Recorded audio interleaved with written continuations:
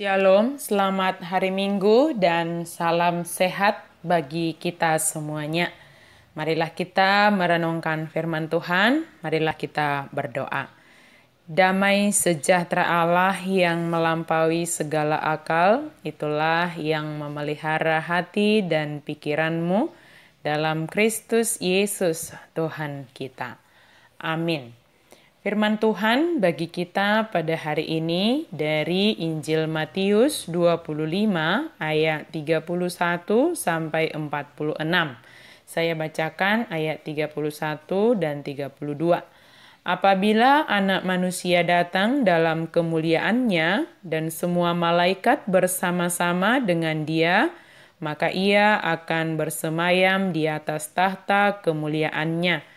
Lalu semua bangsa akan dikumpulkan di hadapannya, dan ia akan memisahkan domba dari kambing, dan ia akan menempatkan domba-domba di sebelah kanannya, dan kambing-kambing di sebelah kirinya. Penghakiman terakhir. Ketika kita beribadah hari ini, bisakah kita bayangkan jika ini adalah hari terakhir bagi kita? Atau inilah khotbah terakhir yang akan kita dengarkan? Jika kita membayangkan ini adalah khotbah terakhir yang akan kita dengarkan, apa yang akan kita lakukan selanjutnya? Artinya inilah akhir perjalanan kehidupan kita, kemudian kemanakah kita? Tu dia ho, dung mate ho. Pertanyaan ini perlu sekali kita renungkan dan benar-benar kita tanamkan ke dalam diri kita. Dalam penghakiman terakhir pada saat kedatangan Kristus sebagai hakim agung atas seluruh dunia ini dikatakan semua bangsa akan dikumpulkan di hadapan Yesus Kristus. Semua bangsa tanpa terkecuali akan ada di hadapan Allah. Tidak dikatakan hanya sebahagian, tetapi semua akan ada di hadapan Yesus Kristus dan akan mempertanggungjawabkan semua yang kita lakukan di dunia ini. Setelah dikumpulkan, maka Yesus sendiri akan melakukan pemisahan. Hanya ada dua kelompok, yaitu domba dan kambing. Kelompok di sebelah kanan Yesus Kristus dan di sebelah kiri Yesus Kristus. Pengelompokan ini dilakukan oleh Yesus yang akan menghakimi semua bangsa yang ada di hadapannya. Di sana tidak ada pembelaan.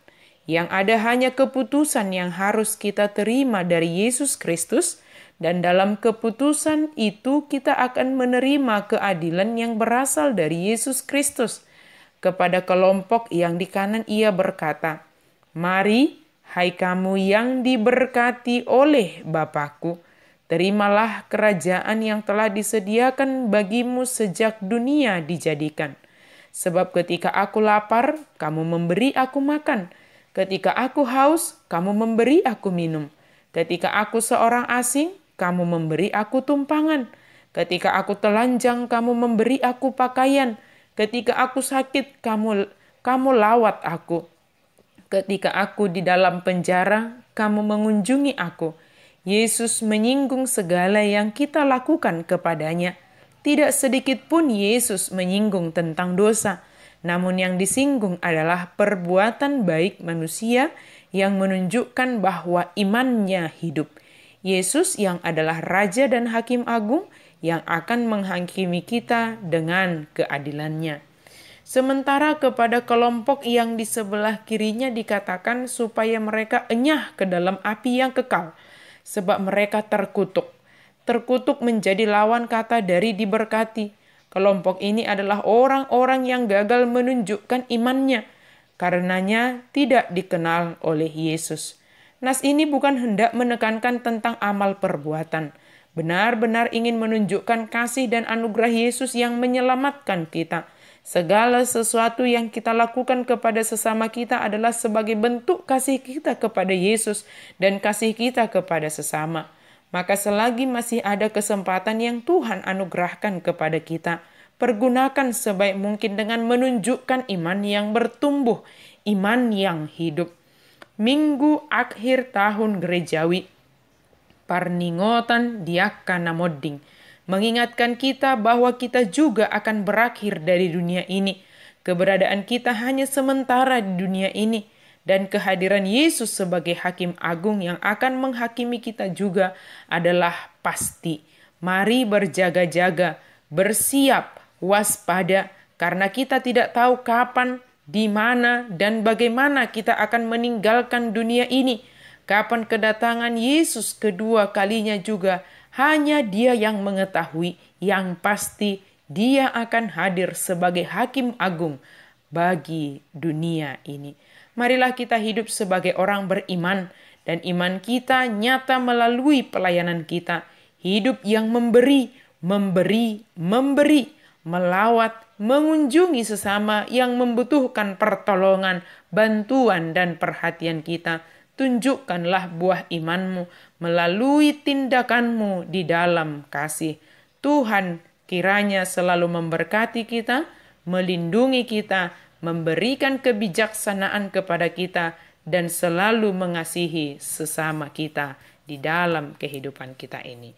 Amin. Mari kita berdoa. Terima kasih Tuhan untuk firman-Mu yang boleh kami renungkan pada hari ini.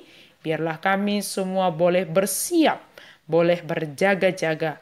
Kapan waktunya akan berakhir sesuai dengan yang Tuhan tentukan bagi kami. Kami telah siap semuanya dan percaya ikut menerima kehidupan yang kekal yang Tuhan anugerahkan bagi kami di dalam Yesus Kristus. Terima kasih Tuhan kalau kami masih boleh menikmati kehidupan hingga saat ini. Di dalam nama Yesus Kristus kami berdoa dan mengucap syukur. Amin.